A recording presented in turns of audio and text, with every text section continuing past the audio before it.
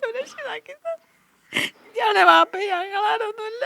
അത്രയും മാനസിക ഇതനുഭവിച്ചാണ് ഞാൻ നിൽക്കുന്നത്.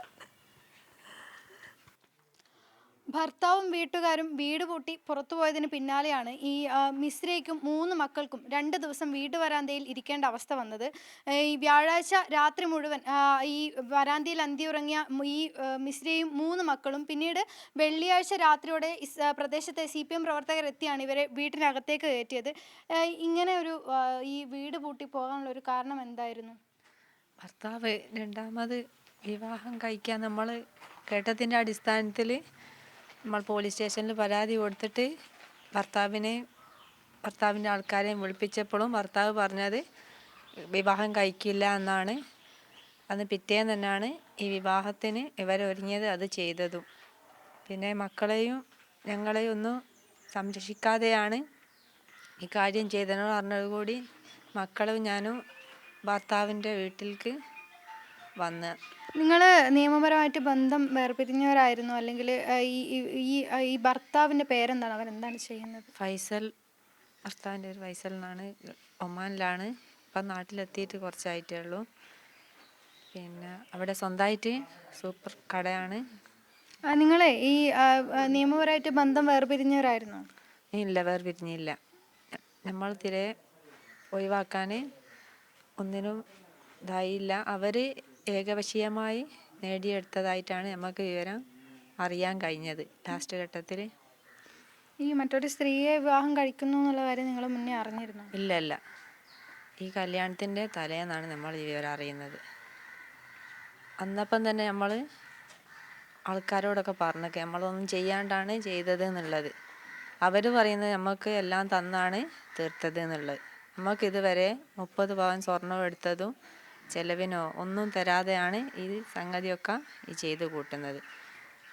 പിന്നെ കല്യാണത്തിന് അന്ന് മക്കളെയും കണ്ടപ്പോൾ നമ്മളൊന്നും തിരിഞ്ഞു നോക്കാണ്ട് മക്കളെ മുഖം പൊത്തി അങ്ങ് വേഗം പോയി കളഞ്ഞതാണ്. ഇവിടെ എത്തിയപ്പോൾ മക്കളങ്ങോട്ട് അയച്ചപ്പം പിന്നെ 2 ദിവസമായിപ്പം വീടിൻ്റെ വരാന്തയിൽ തന്നെ ആയിരുന്നു. പിന്നെ CPMൻ്റെ ആൾക്കാർ വന്ന് ഈ ഗതി ഞങ്ങൾ കണ്ടു നിൽക്കില്ല എന്ന് പറഞ്ഞ് അവരുടെ സഹായത്തോടു കൂടിയാണ് നമ്മളെ അകത്തേക്ക് പ്രവേശിപ്പിച്ചത്.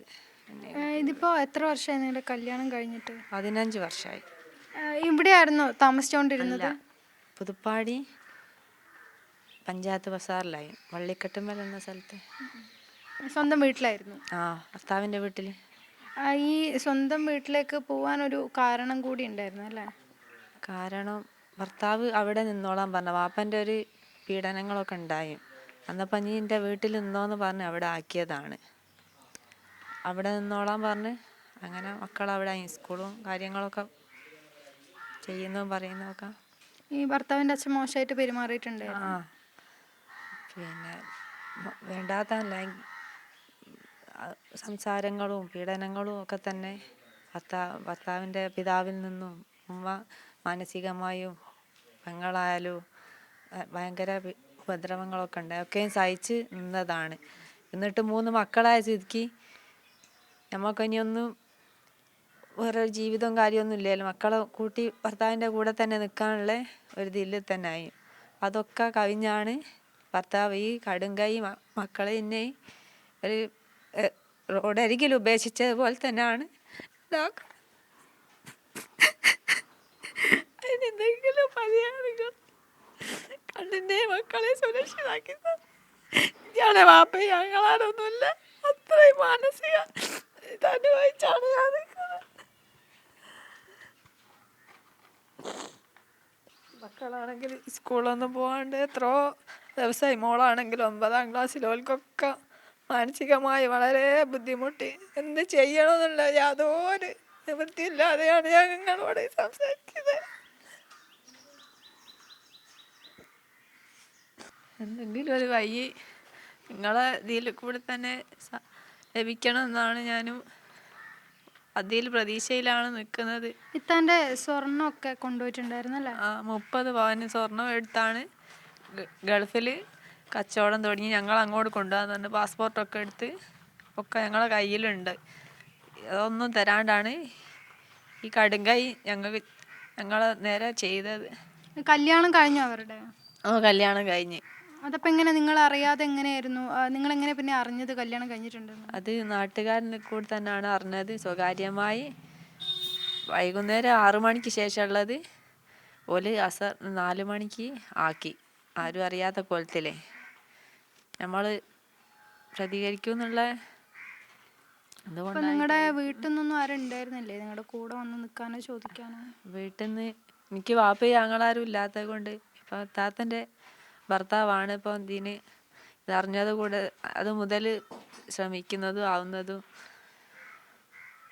അത്രയും ദയനീയ ഒരു അവസ്ഥയിലാണ് ഞാനും മക്കളും ഇപ്പം ഉള്ളത്. ഞങ്ങൾക്ക് മുന്നോട്ട് യാതൊരു വകയില്ല. ഇതുവരെ സുഖമില്ലാത്ത അമ്മൻ്റെ അടുത്തായി ഞാൻ മക്കൾ നിന്നത്.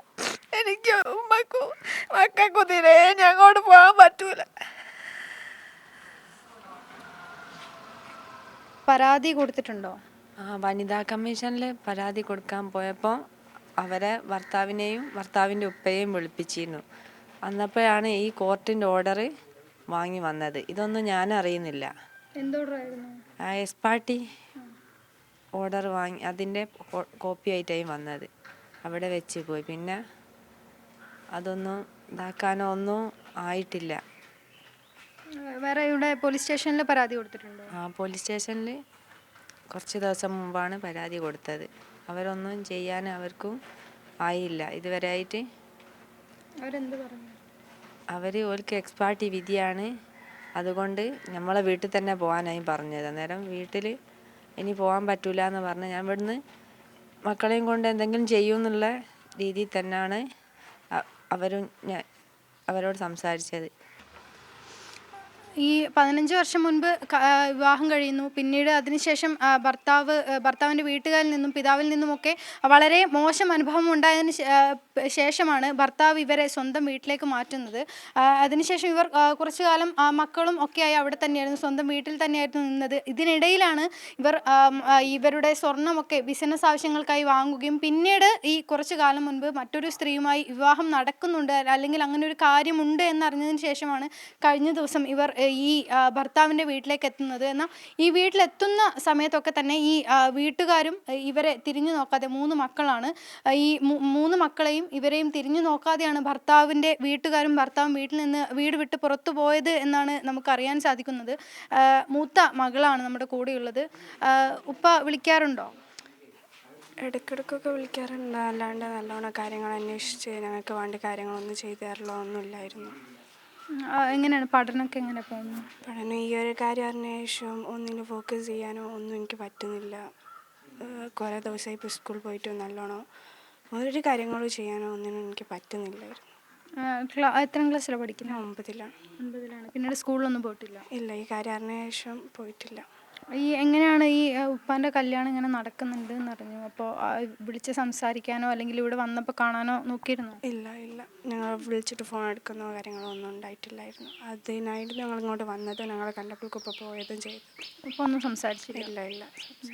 നിങ്ങൾ എത്ര പേരുള്ളത്? ഞങ്ങൾ 3 പേര്, എൻ്റെ 2 അനിയന്മാരും. അപ്പോൾ ഉപ്പയുടെ ഭാഗത്തുനിന്നൊരു സഹായം ഉണ്ടായാലും ഈ വീട്ടിൽ നിൽക്കുന്ന സമയത്ത് വീട്ടിലുള്ളവരെങ്ങനെയായിരുന്നു പെരുമാറിയിരുന്നത്?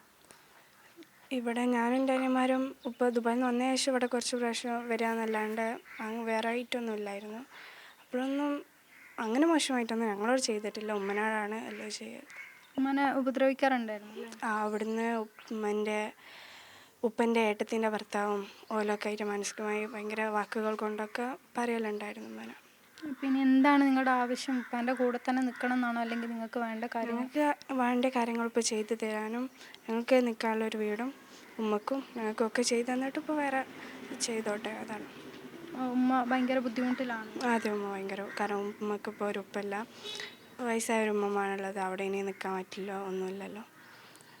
കയറി കിടക്കാൻ ഒരു വീട് വേണം, വിദ്യാഭ്യാസം മുന്നോട്ട് പോകണം. അതാണ് ഞങ്ങൾക്ക് ആവശ്യം.